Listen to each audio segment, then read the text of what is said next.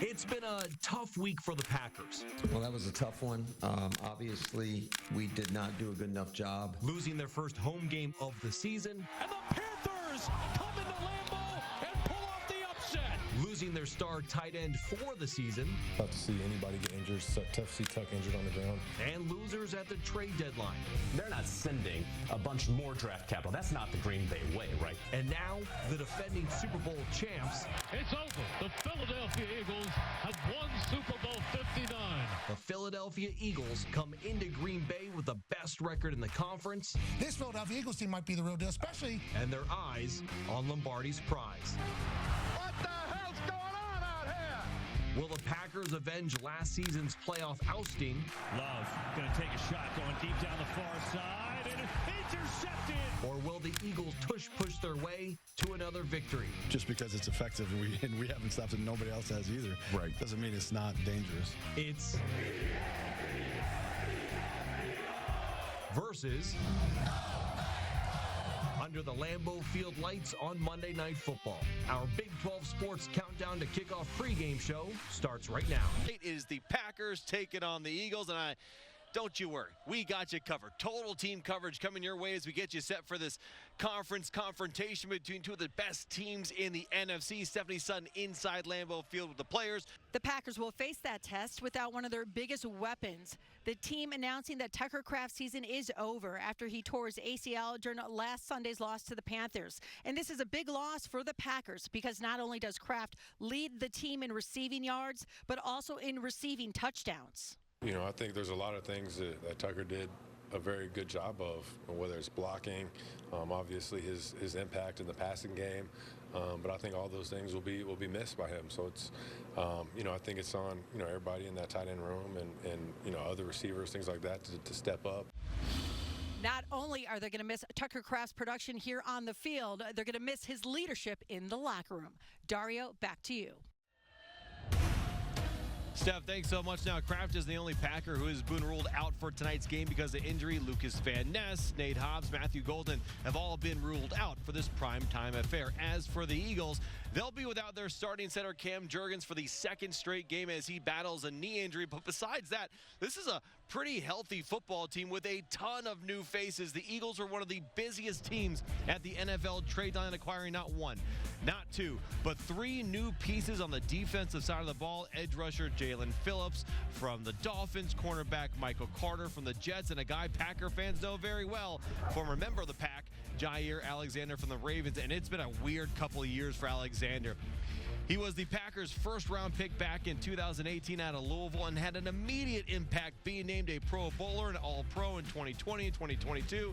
But then the injury bug started taking a bite out of Alexander, forcing him to miss a combined 20 games over a 2-year stretch, causing the Packers to make a very difficult decision before this season to release their former star player.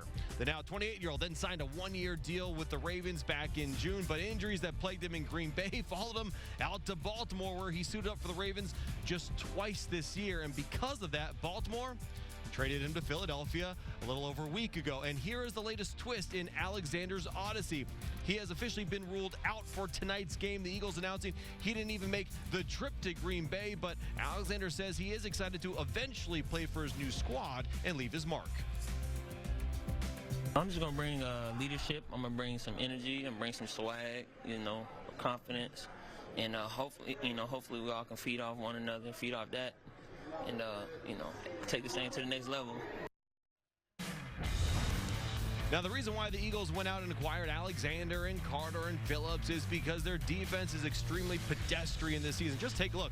They rank near the middle or bottom of the league in pretty much every major statistical category and have forced just 3 turnovers this season. Corey, thanks for letting us swing by tonight. Packers fans gathering. It's always a good time and for a good cause. Cheesehead TV. This is where the magic happens, essentially right across the street from Lambeau. Dario, we'll send it back into you.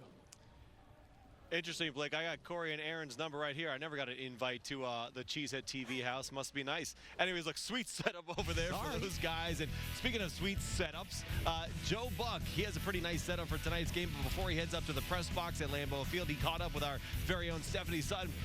Welcome back to our Countdown to Kickoff pregame show. Here's a look inside Lambeau Field before this primetime affair between the Packers and Eagles. And a primetime game brings primetime coverage. You can see ESPN set right there in our 12 Sports Stephanie Sutton with one-on-one with the man calling tonight's game for the mothership, Joe Buck. Steph? Dario, joining me now is Monday Night Football announcer Joe Buck. Thank you for joining us. Absolutely, yeah, it's good to be here. It's fun, you know. You come up here, it's different than any other NFL experience for us. It feels almost collegiate. We're right here in this hotel, right across from the stadium, kind of walk to work kind of deal. So it's great. I know you spoke to both Matt LaFleur and Jordan Love leading up to this game. Anything interesting coming up from those conversations? I mean, I think, you know, you can tell the urgency that both sides really want this game. I think for Philadelphia, they want to just build on what they did before their bye. They're coming off a bye. And I think for Green Bay, it's pretty obvious, but get rid of the inconsistency. I mean, when you look at the season that they've had this unbelievable start, including beating Detroit and doing it handily.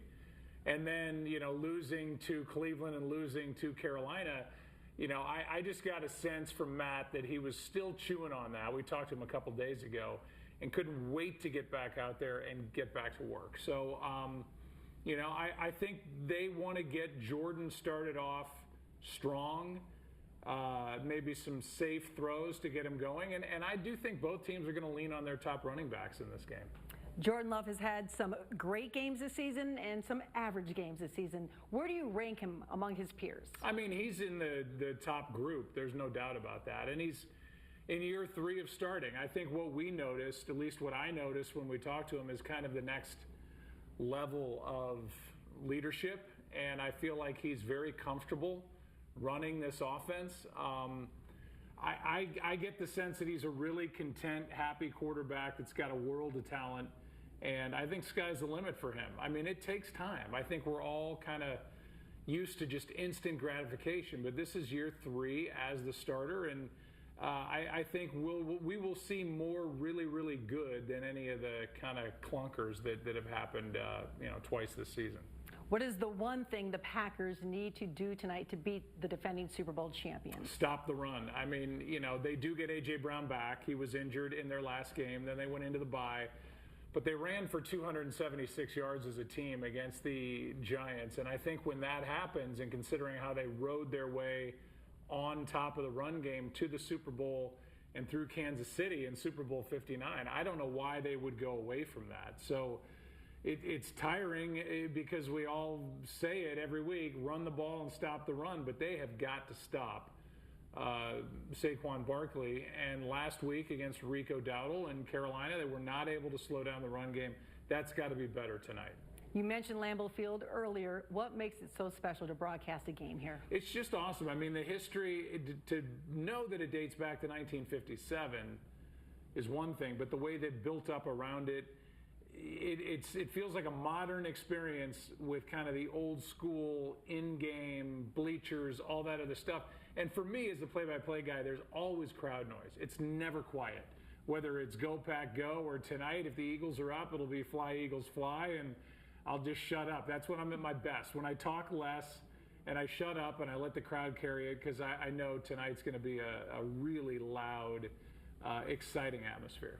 Thank you. Stay warm tonight in that booth. I will. I got so many yourself. layers on. I may suffocate, but if I make it through the game, I know it'll be fun. All right, Dario, back to you. That's going to do it for our Countdown to Kickoff pregame show. Up next on WISN 12, it is Packers-Eagles Monday Night Football. Enjoy the game.